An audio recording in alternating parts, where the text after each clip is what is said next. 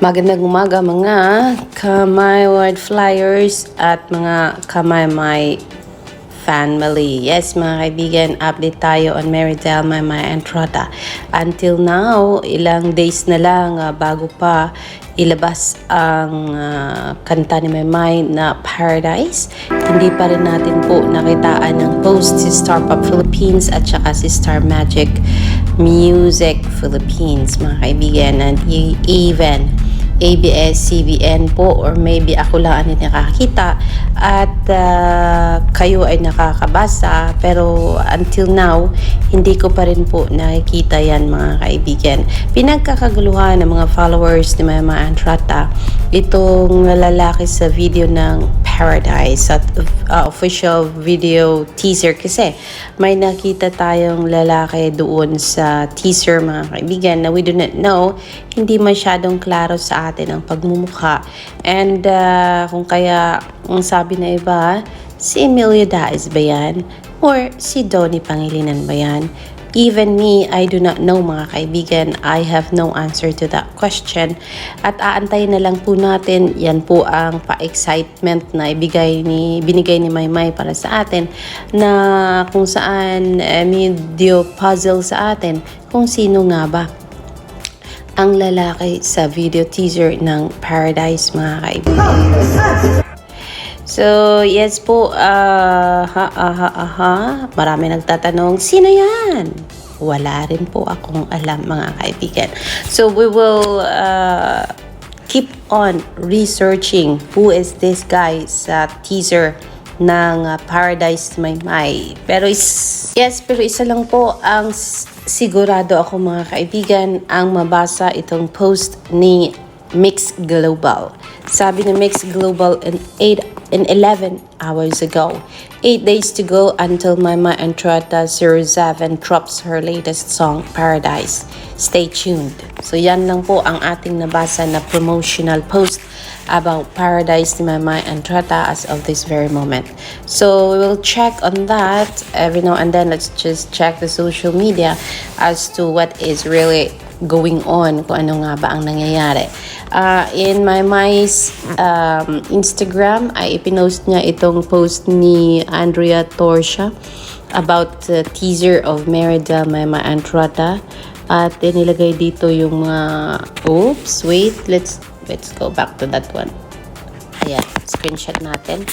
At nakalagay dito sa paat ni Maymay Antrata sa post na ito, at to be TB Hits, at Boy Matthews, at Are You Lost Boy, at Ami Allen, at ABS-CBN, at Moves, at Gregory Schilling, and at Champagne the Rap Music. Wait. Champagne Therapy Music. So, siguro yan na yung talagang humawak kay Maymay Antrata, itong si Moves, si ABS-CBN, itong si Gregory Schilling, si Champagne Therapy Music, si Boy Matthews, si TB Hits, and Are You Lost Boy, and Ami Allen. Kasi wala po dito, hindi po nakatag dito si Star Pop Philippines and Star Magic Philippines mga kaibigan. So maybe still it's a part of ABS-CBN, but from a different music label or music company. So let's wait on to the details on that one. Sooner or later, ilalabas din niya ni Maymay, and she will introduce kung sino nga ba ang may hawak sa kanyang global music. O, diba? Kasi nakaka-excite din po mga kaibigan. Nick Gonzalez is here na i-feature ni Maymay sa kanyang Instagram. Napaka-talagang andayang support nitong si Mr. Nick Gonzalez. Even Kevin Enciso. Ito pong part ito ng mga kumukuha ng photography ni Meridel, Maymay Antrata kung meron siyang mga events. So thank you so much on that one. And reminder, meron pong Love My channel po sa Instagram. Pwede din po kayong mag-drop ng mga comments niyo sa mga link na nilalagay ni Maymay anytime, kasi nga po everyday ay may post po doon si Marydel Maymay Entrata. So kung gusto niyo pong makibalita about her, just visit her Instagram channel at makikita niyo po doon ang mga updates. Meron ditong pa-post, Chika Kapamilya, can we make a timeline ng mga maging host ng PBB, including yung mga catch-up episodes noon? Ito yung ilan sa mga natandaan ko na naging: Kuya Will, Tony G, Alex G, Mariel Rodriguez, Asia Agcaule, Maymay Entrata, Richard Juan, Sky Quezon. Yan po ay pa-post ni Al is Go Go Go. Sabi dito, Luis Manzano, Teen Edition Plus ata yan. So, yes. Another, Joe Campo is saying, Jello Rivera, Mickey Claver, and Mama Entrata, kalma kahit magulo. Reprise at YouTube. Sabi dito, via YouTube. May ipinost lang po siya. And in this latest update, Rocky Sunico is posting this video last February 7, 2025. Mama Entrata Makabugera, Bar Philippines. Let's see, ano ito? Panoorin natin. This is from YouTube, mga kaibigan.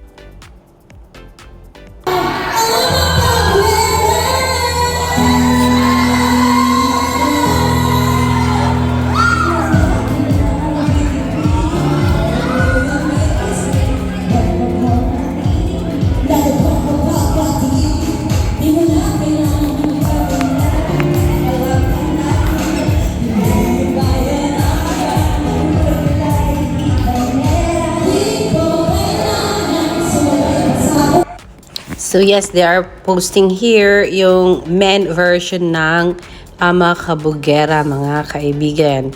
Jared is reposting the teaser of Marydel Maymay Entrata. As of this very moment, ang views po ng teaser ni Marydel Maymay Entrata ay umabot na ito ng 2.4 thousand views sa YouTube channel ni Marydel Maymay Entrata, mga kaibigan. Up po. Bring her more views po, mga kaibigan, para maging masaya po ang isang Marydel Maymay Entrata when it comes to viewership sa kanyang YouTube channel. So yes, that's our latest update on Marydel Maymay Entrata. Don't forget to embrace the Garnier skincare products na pinopromote ni Marydel Maymay Entrata, mga kaibigan, and i-check out nyo na yan, mga kamaymay fans at Mayward Flyers.